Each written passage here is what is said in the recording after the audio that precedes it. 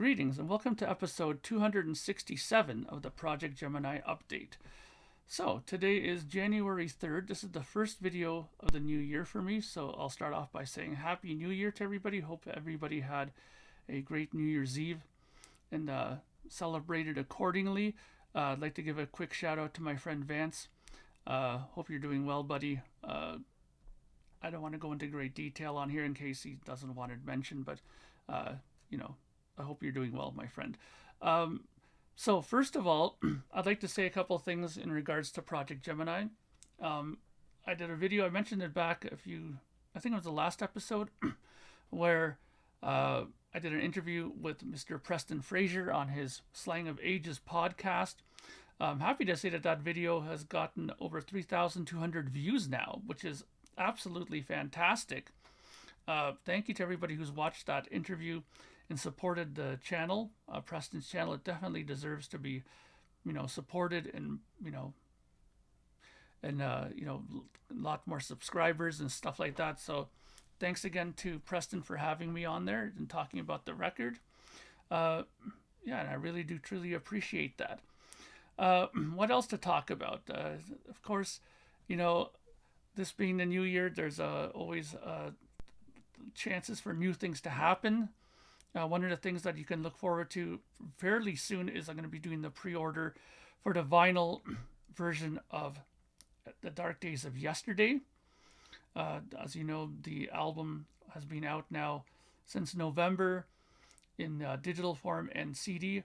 The CDs are just about done. I've got a message from Train Records saying that any day now they should be completed and sent over to me. As you might know or may not know, over the Christmas holidays, places like Train Records and stuff like that, or the music industry as a whole, sort of shuts down until after New Year's. And usually, I don't think they'll be back up and operating until Monday of the coming week, which would be the 5th of January. Excuse me. What else to talk about? There was other things I wanted to mention, of course. And then, of course, now that I didn't write anything down, some of the things are slipping from my mind. But I'll just keep talking here because there is one reason why I did want to come up on here. But let me just see if I can think of the other thing I was going to talk about really quickly. Sorry, I still got a bit of a scratchy throat too, as you can hear. The interview, blah, blah, blah, blah. I did. Okay, yeah. So I also did mention before that on my Bandcamp page, I was going to do a subscriber section, which I'm still going to probably do. I think it's going to be like $3 to $5 a month for those who are interested. It will have unreleased songs, songs that I'm currently working on that probably ones that may not make a record, or ones that I might just look at or view at as a single, or a song that I'm working on different techniques of different recordings and stuff like that.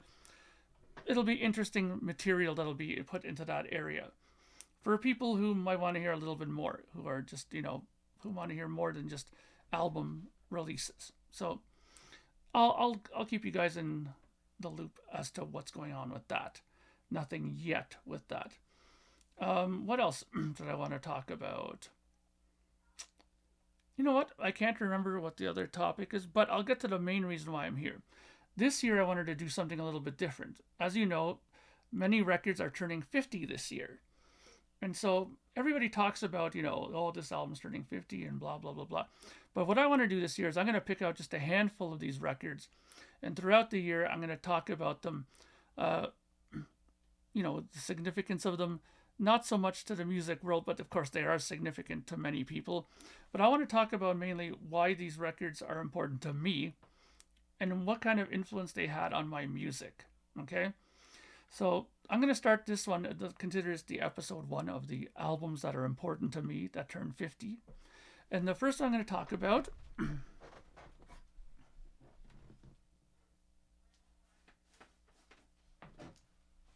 is this record here.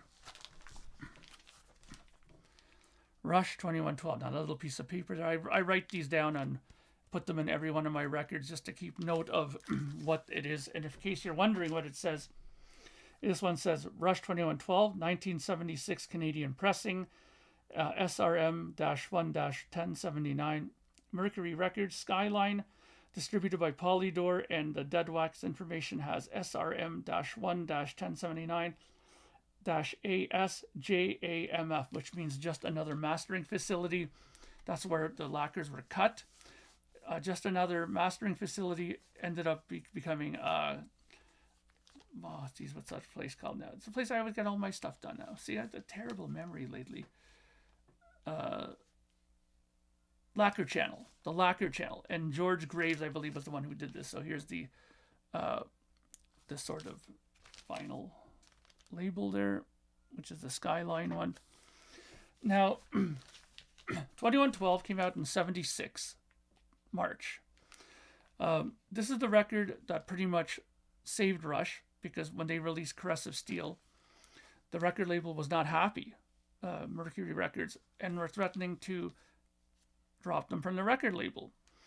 And so they were given one last chance through the brilliance of their management that, convinced them, oh yeah, they're going to give you a commercial record, and this time for sure it'll happen.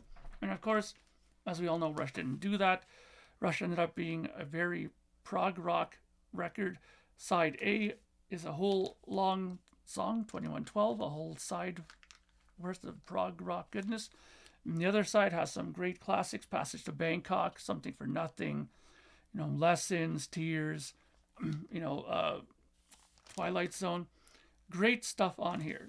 Now, how did this record affect me? Well, it affected me greatly because Alex Lifeson has gone on to be one of, in fact, the biggest influence on guitar that I've ever had. His chord playing, like the way he comes up with chord voicings, his soloing, his tone of guitar have all impacted me very, very much. If you listen to Projekt Gemineye songs, you'll hear his sort of chord voicing appear on songs throughout my records. I like sort of those add 9 chords that he likes to do, and those suspended sort of chords. Also, a lot of the later keyboard stuff that he started introducing here on the record, that they started introducing Geddy in them, affected me greatly. Like the use of the Moog bass pedals and stuff like that are all over my Projekt Gemineye albums. There's some, just the subtlety of the keyboards that are on that record made a big impact, because just how it fills up that bottom end sonics. And Geddy Lee's bass sound is something that definitely impacted my recordings as well. If you listen to them, I like to play very melodically on the bass, and I like to have a bass tone. I wouldn't say it's like Geddy's exactly, but what I did like about his sound that I incorporated into my own was I like to have it a little bit more high mid focused, so that when I would play a note, it would jump out more out of the mix, but would not drown out everything. You know what I mean? And my bass sound is never very low sounding. That's why when I use the Moog bass stuff, pedal stuff, it works out so nicely, because it's not competing with the low notes of the bass guitar. It has its own space, and the lowest sound of the bass guitar is maybe a bit higher. So if I was to compare it in frequencies, I would say like the Moog bass sits around 45 to like 60 hertz, whereas my bass guitar low notes are probably around 75 to 80. So it has its own little areas in which they don't compete. And of course, the upper frequency range, it's right up there with the guitars. They blend together nicely, and it works very well. Geddy's voice is another thing on this album. He has such a cutting sound. He has such a high, punchy sort of tone to his voice. And while my voice is not like that at all, much lower in tone, but what I've learned to appreciate from listening to Geddy is a lot of people didn't like Geddy's voice. And while I would say that I don't have the most common singing voice, I've learned to like my voice now and appreciate my voice. And I've gotten quite a few people who said that they enjoy hearing my voice on record. And I owe that to Geddy, because I kind of look at it that you have to work with what you have and try to make it the best version of that you can. And I always try to do that. I always try to give you the best melodies I can come up with as much emotion as I can into it. And vocals are the newest kind of instrument for me, so that stuff, in my opinion, is constantly improving record to record to record to record. So in 2112 is one of those records that really made me focus on production and what you could do by adding a bit more time on how the drums sound. I'm spending an extra couple of hours on getting that right guitar tone. It's all very important. And 2112 and Terry Brown, who produced and engineered it, did a fantastic job of that. Everything has its place on this album. Everything has everything has a sort of mission statement almost. Like the guitars want to be creative. They want to be very dynamic. The drumming, I mean, listen to Neil's drumming on this record. Just fantastic. A lot of people say that it's probably one of his best sounding drums on record, and I would agree with that. Farewell to Kings, which is the next record after that, I feel went a little step backwards in this overall sound of it. Not his playing, is just the sound of it. Because don't forget, at this point, they've been going to Toronto Sound, where Terry Brown had worked, I believe was his studio of choice, for years now. They have done already Fly By Night. They've already done Caressive Steel.